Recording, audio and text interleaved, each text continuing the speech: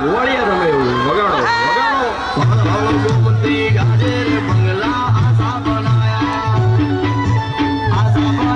રે આશા બનાયા રે આશા બનાયા હળ હળ ગોમતી ગાજે રે બંગલા આશા બનાયા માળે ચડીને વાલો ઈટો મંગાવે ઈટોના બંગલા બાજા રે બંગલા આશા બનાયા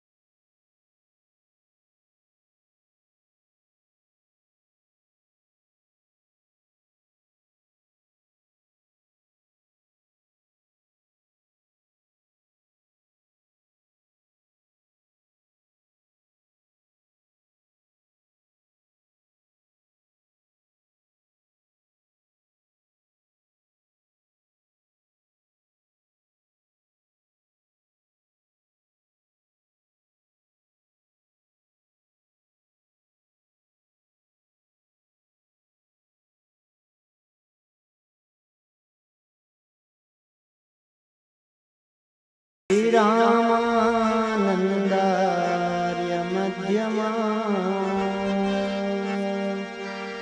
अस्मदाचार्य पर्यन्ता वन्दे गुरु परम्परा।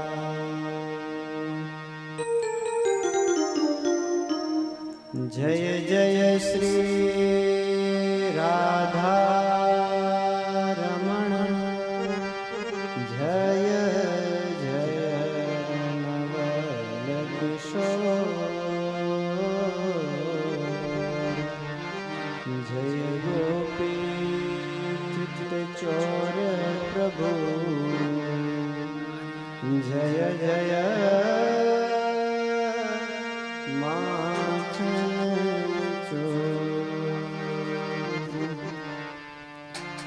बोलो वृंदावन बिहारी लाल की जय। श्रीमद् भागवत महापुराण की जय। श्री सद्गुरुदेव भगवान की जय। श्री सुखदेव जी महाराज की जय। श्री वेद व्यास भगवान की जय। गंगा मैया की जय। जय जय श्री राधे।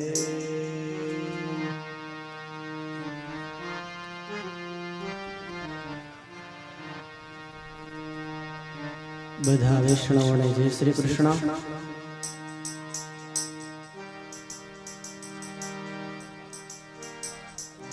શ્રીમદ ભાગવત સપ્તાહ વિધિ દ્વારા શ્રવણ જે આયોજન થયું છે ખૂબ જ ભાગ્યશાળી અને પુણ્યશાળી જીવાત્માઓને લાભ પ્રાપ્ત થાય। પધારેલા સૌ વૈષ્ણવોને જય શ્રી કૃષ્ણ। સર્વે વૈષ્ણવોનું સ્વાગત કરું છું।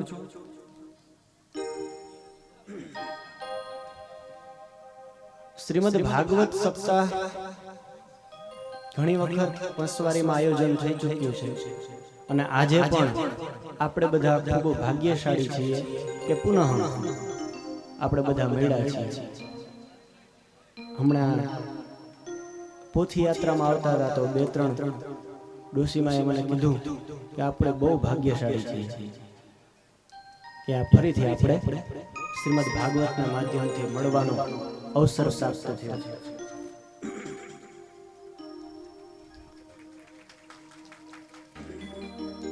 આ 7 દિવસ દરમિયાન આપણે બધા સાથે મળી અને શ્રી દ્વારકાધીશ ભગવાન શ્રી કૃષ્ણ વૃંદાવન વિહારી કાનુડો કનૈયો જે કહીએ આ સર્વેશ્વર એક તત્વનું ગુણગાન આપણે બધાએ સાથે મળીને કરવાનું છે। અને 7 દિવસ દરમિયાન કારણ કે 7 દિવસનું મહત્વ બહુ શ્રેષ્ઠ છે। રાજા પરીક્ષિતને પણ 7 દિવસની અંદર જ એનું મૃત્યુ થવાનું હતું। તક્ષક નામનો નાગ એને કરડવાનો હતો તો મૃત્યુ તો આપણું એ 7 દિવસની અંદર જ થવાનું છે। સોમ મંગળ બુધ ગુરુ શુક્ર શનિ રવિ વાર તો 7 જ છે અને 7 દિવસની અંદર જ આપણું સર્વેનું પણ મૃત્યુ થવાનું છે। આ 7 વારની અંદરથી જ કોઈ વારમાં થવાનું છે અને કારણ કે કાળ છે એનો કોઈ ભરોસો નથી। એવું કહે છે ભાગવત કે કાલ વ્યાલ મુખ ગ્રાસ,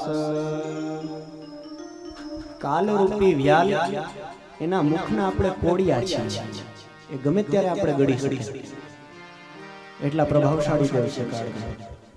અને આપણું માથું જેનું વારો આવે તો એ લઈ લે। પણ આ 7 દિવસના માધ્યમથી આપણે શ્રીમદ ભાગવતના માધ્યમથી આ દિવસોને એટલા શ્રેષ્ઠ બનાવીએ, એટલા પવિત્ર બનાવીએ કે જ્યારે પણ મહાકાલનું આમંત્રણ આવે તો મૃત્યુ, કારણ કે મૃત્યુ ને જાણવું, મૃત્યુના ભયમાંથી દૂર થવાનું એ જ કામ છે એ શ્રીમદ ભાગવત મહાપુરાણનું છે. તો જ્યારે પણ મૃત્યુ આવે તો એ મૃત્યુને આપણે હસતા મોઢે સ્વીકાર કરી શકીએ. ક્યારેય ભય, ડર, બીક આ કોઈ આપણા મન મસ્તિષ્ક ઉપર છવાયેલું ન રહે. અને આ 7 દિવસ અને એટલા પુણ્યશાળી બનાવીએ ભજનના પ્રતાપથી, શ્રવણના પ્રતાપથી, નૃત્યના પ્રતાપથી, દરેક પ્રકારની ભગવાનની ભક્તિ થવાની છે. તો આપણે આ બધા પ્રકારથી પરમાત્માને રીઝવવાના છે. તો 7 દિવસને આપણે દિવ્ય બનાવીએ, ભાગવતનું પ્રધાન ઉદ્દેશ્ય રાખીએ. કારણ કે ઉદ્દેશ્ય 2 પ્રકારના હોય છે, એક મુખ્ય ઉદ્દેશ્ય અને ગૌણ ઉદ્દેશ્ય. જેમ ધર્મ 2 પ્રકારના કીધા. તો મુખ્ય ઉદ્દેશ્ય 7 દિવસ દરમિયાન આપણું એ છે કે શ્રીમદ ભાગવતનું શ્રવણ કરવું. અને ગૌણ ઉદ્દેશ્ય પણ છે, જરૂરી છે. કોઈ મહેમાન આવ્યા હોય એની સાથે વાતચીત કરવી પડે, કોઈને આવકાર દેવો પડે, વ્યવહાર સાચવવો પડે, આ બધું પણ ઉદ્દેશ્ય છે. પણ એ બધું ગૌણ. અને મુખ્ય જે પ્રધાન ઉદ્દેશ્ય છે એ શ્રીમદ ભાગવત મહાપુરાણનું છે. તો એ પ્રધાન ઉદ્દેશ્યને આપણે સાથે રાખી અને 7 દિવસને ખૂબ દિવ્ય અને પવિત્ર, શ્રેષ્ઠ બનાવવાના છે. તો શ્રીમદ ભાગવત અત્યારે કેમ કે હવે 12:15 થઈ ચૂક્યા છે, થોડીક 10-15 મિનિટ 2-4 વાતો ચર્ચા કરી લઈએ, પછી પાછું બીજું સત્ર આપણું પ્રભાવિત ન થાય. એટલા માટે પછી પ્રસાદ લઈ અને પછી પાછા મળીશું. તો ભાગવતની અંદર શ્રીમદ ભાગવતમાં પ્રવેશ કરતા પહેલા હરિનામ સંકીર્તન ખૂબ આવશ્યક હોય છે અને કરવું ખૂબ જરૂરી હોય છે. તો આપણે બધા સાથે મળી અને હરિનામ સંકીર્તન કરીએ. હરે રામ રામ રામ હરે હરે, હરે રામ રામ રામ હરે હરે. હરે કૃષ્ણ કૃષ્ણ કૃષ્ણ હરે હરે, હરે કૃષ્ણ કૃષ્ણ કૃષ્ણ હરે હરે, હરે રામ રામ રામ હરે હરે, હરે રામ રામ રામ હરે હરે, હરે કૃષ્ણ કૃષ્ણ કૃષ્ણ હરે હરે, હરે કૃષ્ણ કૃષ્ણ કૃષ્ણ હરે હરે, હરે રામ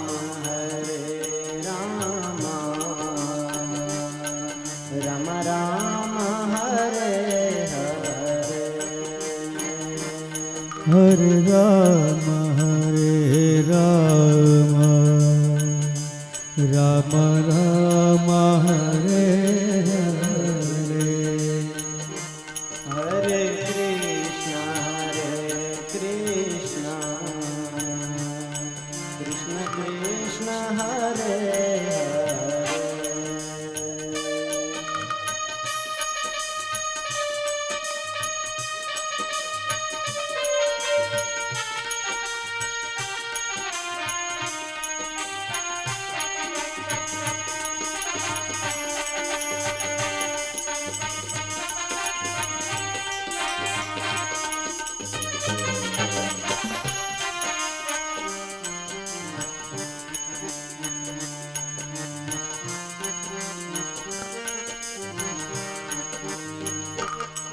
હરે રામ રામ રામ હરે હરે, હરે રામ રામ રામ રામ હરે હરે હરે કૃષ્ણ કૃષ્ણ કૃષ્ણ હરે હરે હરે કૃષ્ણ કૃષ્ણ કૃષ્ણ હરે હરે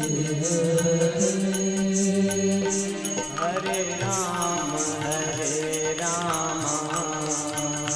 રામ રામ હરે હરે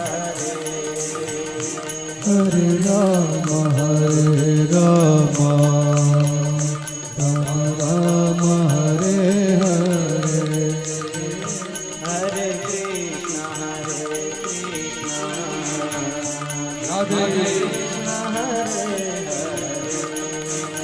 હરે કૃષ્ણ કૃષ્ણ કૃષ્ણ હરે હરે હરે રામ હરે હરે હરે રામ હરે હરે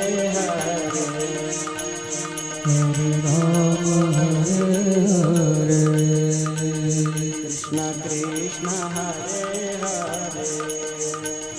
કૃષ્ણ કૃષ્ણ હરે હરે રામ રામ હરે હરે રામ રામ હરે બાલકૃષ્ણ લાલ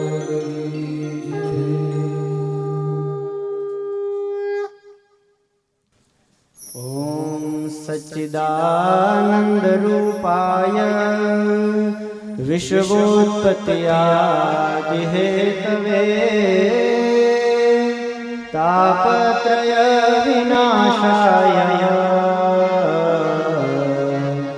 શ્રી કૃષ્ણાય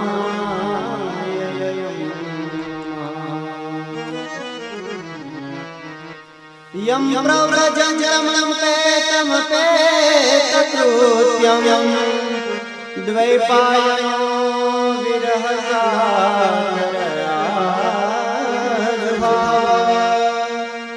પુત્રે તન્મયતયા તરવોభిનેદુ સ્તમ સર્વભૂતહૃદયં મુનિમાનતો સ્તમ સર્વભૂતહૃદયં મુનિમાનતો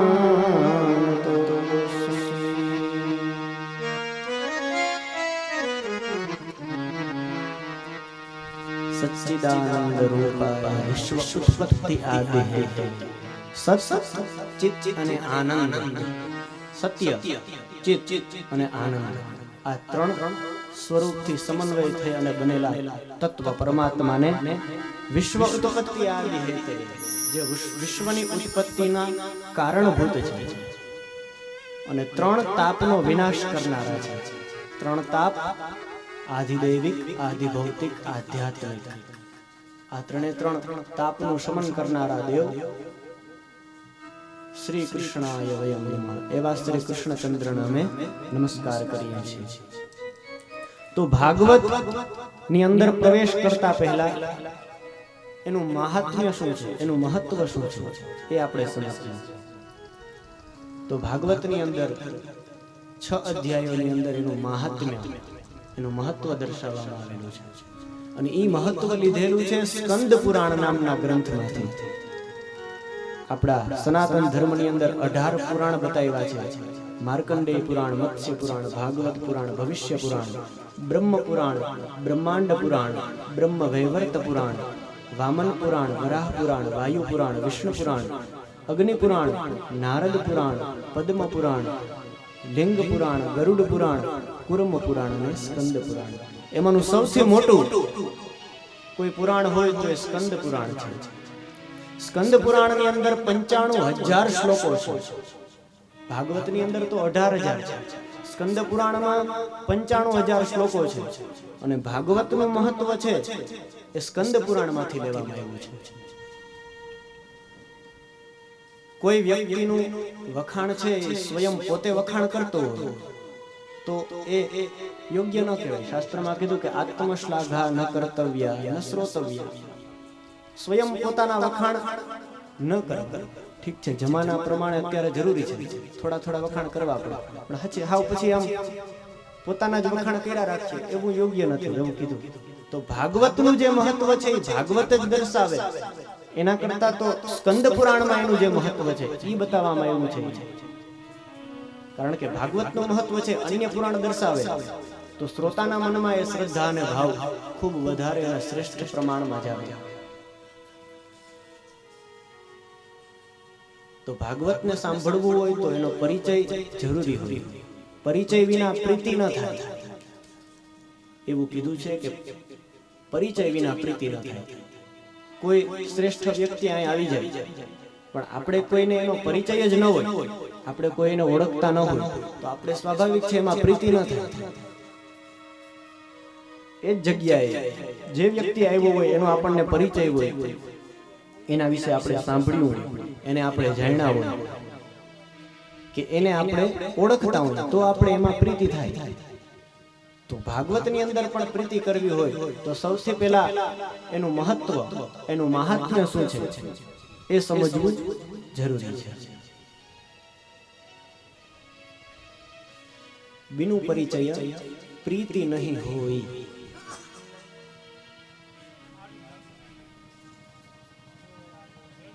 કોઈ શ્રેષ્ઠ વ્યક્તિત્વ હોય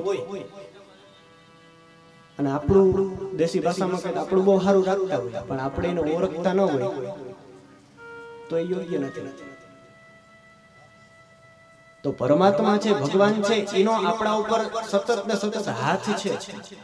જો એ પરમાત્મા ને દર્શાવનારું જે શાસ્ત્ર છે એને આપણે ઓળખી ન શકીએ તો એ તો સર્વથા અયોગ્ય છે. તો એને તો પેલા ઓળખવું જ જરૂરી, એનું તો પેલા મહાત્મ્ય જ સાંભળવું જરૂરી, એનું તો પેલા મહત્વ સમજવું જ જરૂરી. તો શું કીધું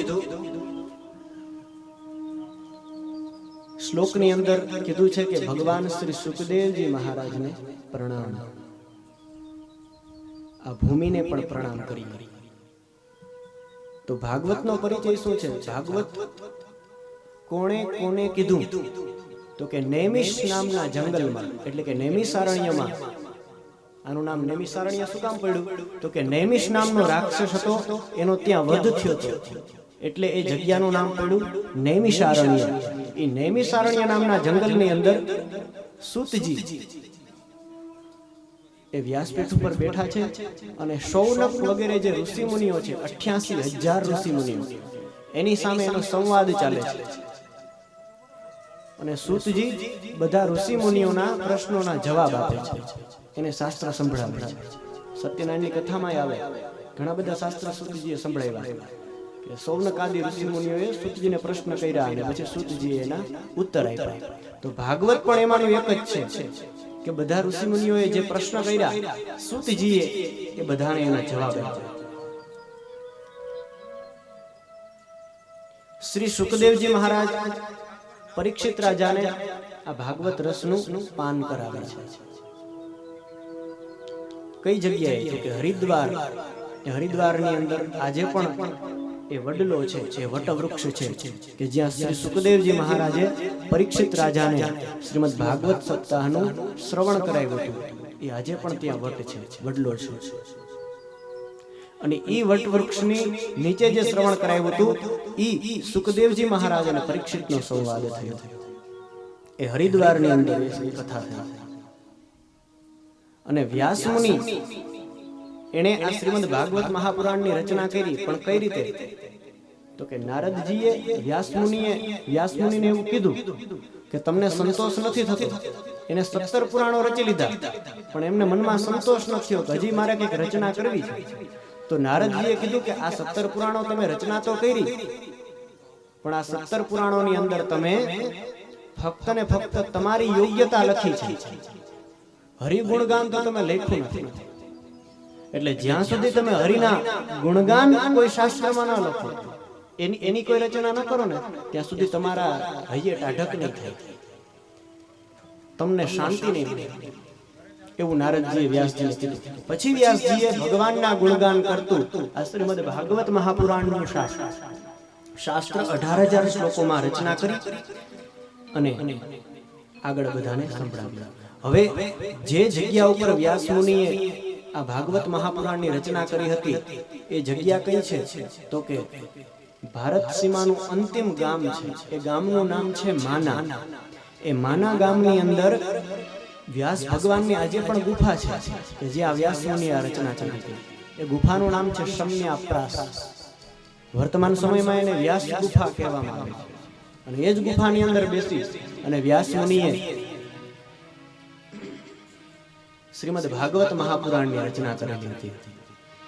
આવો શ્રીમદ ભાગવતનો પરિચય છે.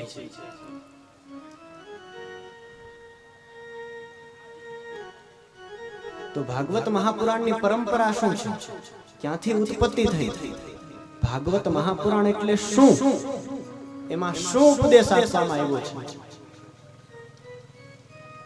તો કે ભગવતા પ્રોક્તમ ભાગવતમ ભગવતઃ વાંગમયમ સ્વરૂપમ ભાગવતમ. જે ભગવાન દ્વારા સ્વયં જ કહેવાયેલું છે, જે ભગવાનનું વાંગમય વાણી રૂપ સ્વરૂપ છે, એનું નામ શ્રીમદ ભાગવત. ભગવતા પ્રોક્તમ ભાગવતમ. ક્યારે તો કે ભગવાન દ્વારા સૃષ્ટિના આરંભમાં આ શ્રીમદ ભાગવત મહાપુરાણ કહેવામાં આવ્યું હતું. ફક્ત ને ફક્ત 4 શ્લોકોના માધ્યમથી ચતુશ્લોકી ભાગવત. એ 4 શ્લોક પરમાત્માએ બીજ રૂપમાં બ્રહ્માજીને આપ્યા. જ્યારે બ્રહ્માજીની ઉત્પત્તિ કરી, પરમાત્માના નાભિકમળની અંદરથી બ્રહ્માજી ઉત્પન્ન થયા, તો બ્રહ્માજીને પરમાત્માએ 4 શ્લોકોની અંદર આ ઉપદેશ આપ્યો. અને એ જ જ્ઞાનને આત્મસાત કરી અને બ્રહ્માજીએ સૃષ્ટિની રચના કરી. અને સૃષ્ટિની રચના કર્યા પછી બ્રહ્માજીએ એ જ્ઞાન પોતાના પુત્ર નારદજીને આપ્યું. નારદજીએ એ જ્ઞાન ઉદાસીન મનથી બેઠેલા વ્યાસજીને અર્પણ કર્યું. અને વ્યાસજીએ પોતાના પરમ પુત્ર શ્રી સુખદેવજી મહારાજને જ યોગ્ય પાત્ર સમજી એને જ યોગ્ય પાત્ર માની અને અર્પણ કર્યું. સુખદેવજી મહારાજને વ્યાસજીએ પરમ પાત્ર માન્યા અને આ ભાગવત મહાપુરાણ અર્પણ કર્યું. આવો શ્રીમદ ભાગવત મહાપુરાણનો પરિચય છે. આવી શ્રીમદ ભાગવત મહાપુરાણની પરંપરા છે. હવે અત્યારે આ સત્રને અહીંયા જ આપણે વિરામ આપવાનો છે. તો હરિનામ સંકીર્તન કરી અને પછી આપણે બધા વિરામ આપશું. અને વિરામ આપ્યા બાદ ભોજન લઈ અને પુનઃ બીજા સત્રમાં આપણે બધા પધારશું. તો જાતા પહેલા આપણે હરિનામ સંકીર્તન કરી લઈએ. શ્રી રાધે રાધે ગોવિંદ ગોવિંદ રાધે રાધે રાધે ગોવિંદ ગોવિંદ રાધે શ્રી રાધે રાધે ગોવિંદ ગોવિંદ રાધે શ્રી રાધે રાધે ગોવિંદ ગોવિંદ રાધે ગોવિંદ રાધે ગોપાલ રાધે ગોવિંદ રાધે ગોપાલ રાધે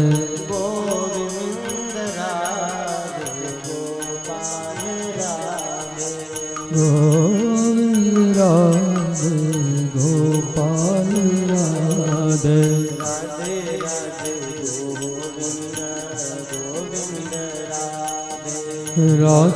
રાધે ગોપાલ રાધે રાધે રાધે ગોવિંદ ગોવિંદ રાધે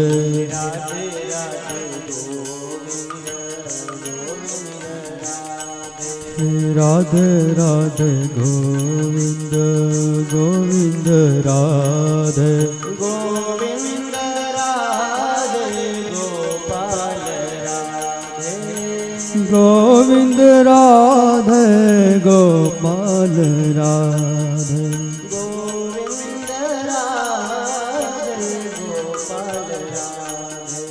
ગોવિંદ રાધે ગોપાલ રાધે રાધે રાધે ગોવિંદ ગોવિંદ રાધે રાધે રાધે ગોવિંદ ગોવિંદ રાધે રાધે રાધે ગોવિંદ ગોવિંદ રાધે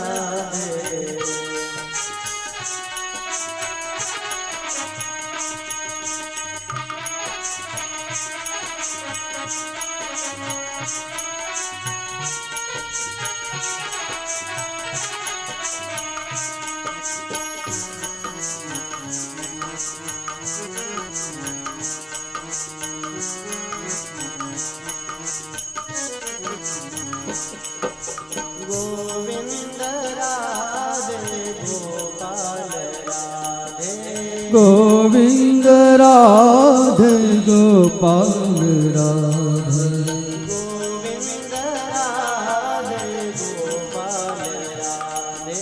ગોવિંદ રાધે ગોપાલ રાધે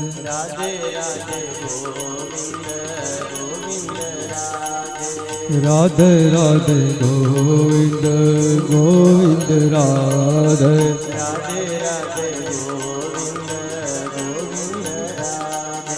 રાધે રાધે ગોવિંદ ગોવિંદ રાધે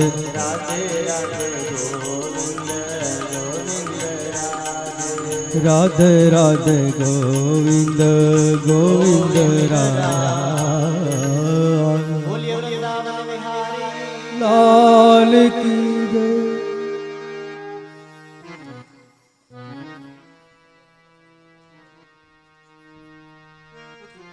જય ભગવાનને કટોરી ભોગ લગાવી બે સ્વયં ભાઈઓ અથવા બે દીકરીઓ 2 મિનિટ પછી આવજો એટલે ભગવાનને લગાવેલો ભોગ બધાના કરી શકાય પ્રસાદ વિતરણ કરી શકાય દૂધનો પ્રસાદ લઈ અહીં જે પ્રસાદ અર્પણ કરેલો છે પ્રસાદ લઈ અને બધા ભોજન કરજો એ દૂધ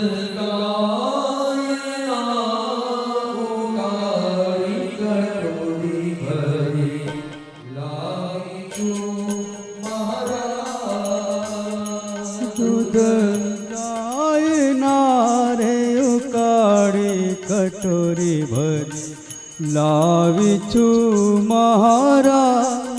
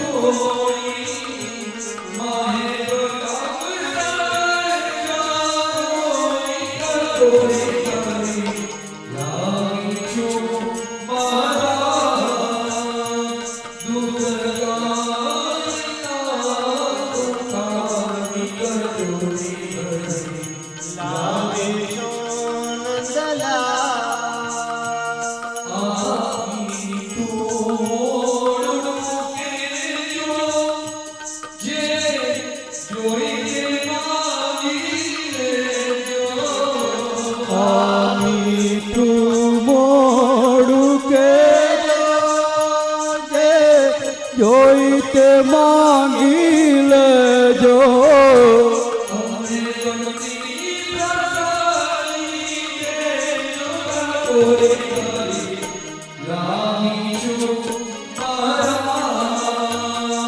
દૂધ ગાયના રે કરીને કટોરી ભરી લાવી છું મહારાજ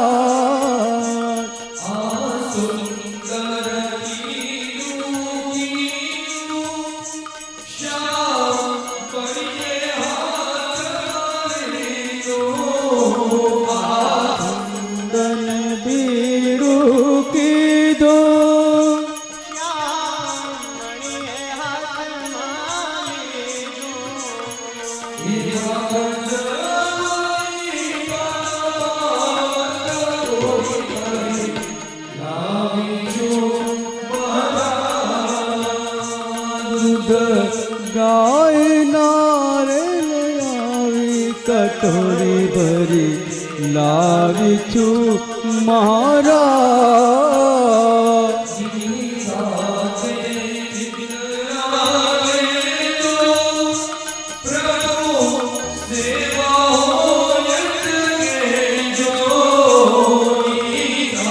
તે નિંદ્રા લેજો પ્રભુ કેવા હોય તે કેજો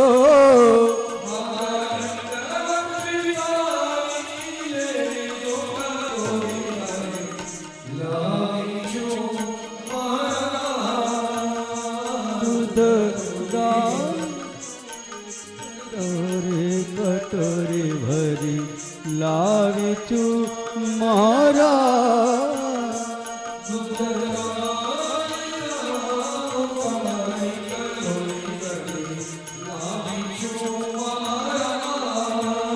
દૂધ ગાયના રે કાળી કટોરી ભરી લાવી છું મારા